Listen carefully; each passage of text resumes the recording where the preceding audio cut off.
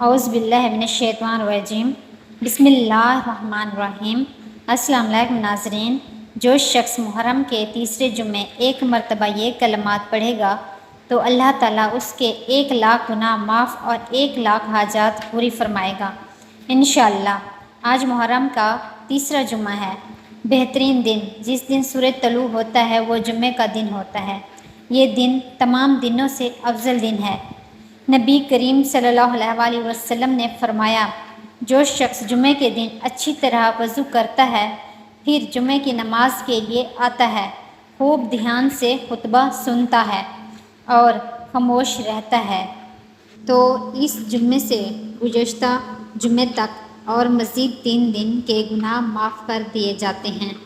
تو ناظرین، جمعے کا دن دعاؤں کی حاجات کی قبولیت والا دن ہے۔ اس میں 2 گھڑیاں ایسی ہیں جس میں مانگی جانے والی کوئی بھی دعا رد نہیں ہوتی۔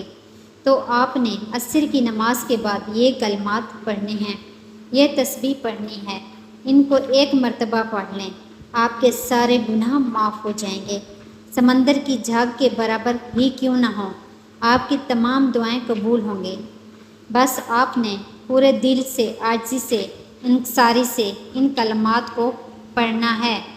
عصر کی نماز کے بعد وہیں جائے نماز پر بیٹھ کر سب سے پہلے آپ نے درود پاک پڑھنا ہے۔ 10 مرتبہ، 11 مرتبہ یا ایک تسبیح 100 مرتبہ پڑھیں تو اور زیادہ بہتر ہے۔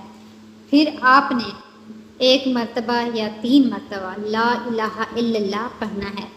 پھر آپ نے 3 مرتبہ لا حول ولا قوت الا باللہ پڑھنا ہے۔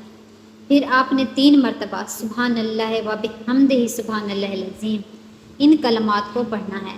پھر آپ نے 3 مرتبہ اللہ اکبر اللہ اکبر اللہ اکبر پڑھنا ہے۔ پھر آپ نے 3 مرتبہ استغفر اللہ استغفر اللہ استغفر اللہ پڑھنا ہے۔ حضرت علی رضی اللہ عنہ سے نے فرمایا، استغفار کے ذریعے اپنے بدن کو خوشبو سے معطر کر لو، ایسا نہ ہو کہ گناہوں کی بدبو تمہیں ذلیل و رسوا کر دے۔ آخر میں آپ نے پھر درود پاک پڑھنا ہے۔ جمعے کے دن یہ چھوٹا سا درود پاک پڑھیں، آپ کے 80 سال کے گناہ معاف ہو جائیں گے۔